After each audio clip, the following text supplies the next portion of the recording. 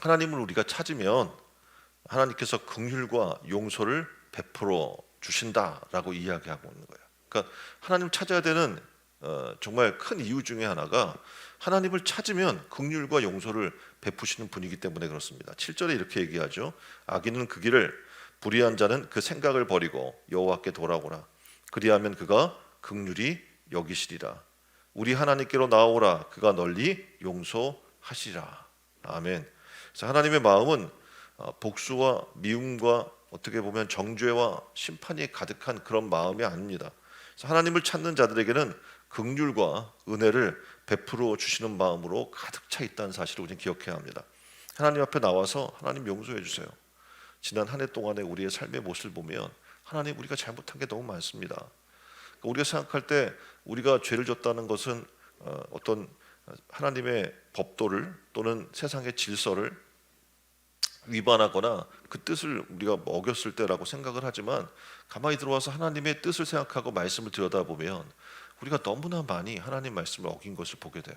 성경의 죄는 하말티아라고 이야기해서 관역에서 빗나갔다라고 얘기하죠. 그 말은 뭡니까? 하나님의 뜻에서 어긋난 모든 것이 죄라는 거거든요.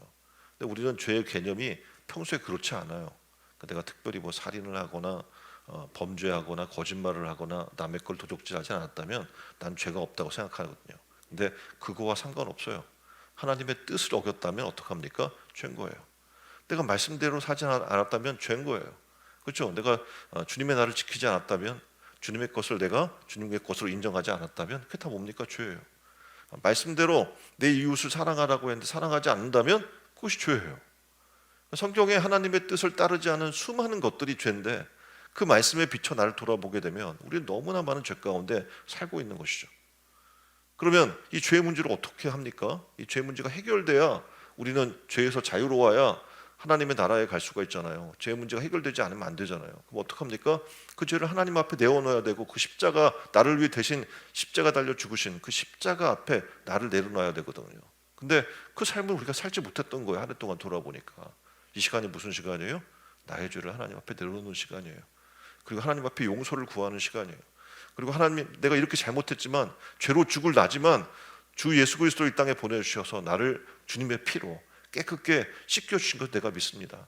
하나님의 보혈의 능력으로 나를 씻겨주세요. 내 죄를 용서해 주세요.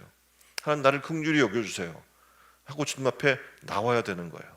바로 지금 바로 하나님의 은혜로 우리는 구원받고, 은혜로 죄사함 받고, 은혜로 용서받고, 은혜로 새롭게 우리는 소생될 수 있는 은혜의 시기이기 때문에 그렇습니다. 그래서 우리가 잘못하고 나왔어도 하나님은 때리지 않는데요, 징계하지 않는데요, 우리를 잘못했다고 정죄하지 않는데요. 하나님 어떻게 해주신대요? 그는 미쁘시사 우리의 죄를 사하시고 그 죄를 기억지 않는다라고 말씀해 주는 거예요. 이거 얼마나 은혜입니까? 그렇죠? 그래서 한 해를 돌아보면서 우리의 죄가를 돌아볼 때 하나님 앞에 나오기 부끄러워요. 그래서 종종 이런 분들이 있습니다. 내가 예배도 제대로 참석 못하고 직분자인데 제대로 것도 감당 못해서 목사님 얼굴 뵙기도 민망하고 교회 나가기도 민망하고 하나님 내가 앞에 서기가 너무 죄송스러워서 못 나오겠어요 라고 하는 분이 계셔요. 아니에요.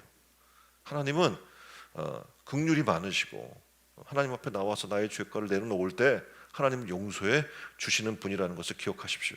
그래서 한 해를 마감하기 이전에 우리의 죄를 내려놓으세요. 그래서 용서가 많으시고 긍휼이 많으신 그분께 죄사함 받는 은혜가 있기를 주님의 이름으로 축원드립니다. 미가서 7장 18절 이렇게 얘기하죠. 주와 같은 신이 어디 있으리까?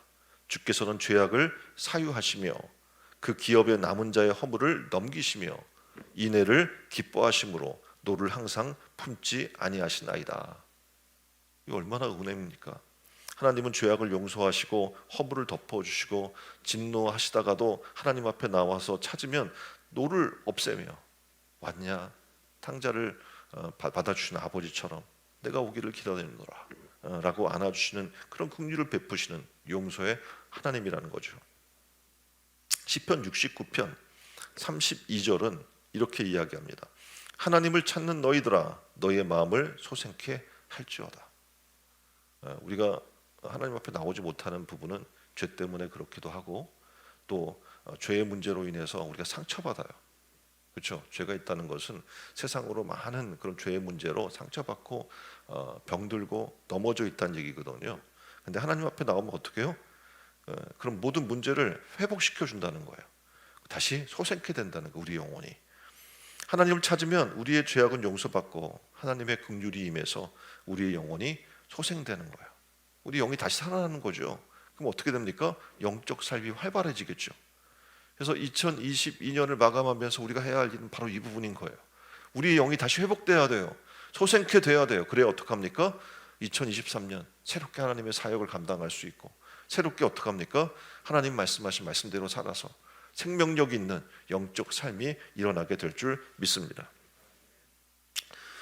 그래서 이 한해 잘 마감하십시오. 그리고 나의 모든 죄의 문제를 하나님 앞에 내려놓고 용서받고 회개하셔서 마음이 소생케 되는 은혜를 누리시기를 주님의 이름으로 축원드립니다.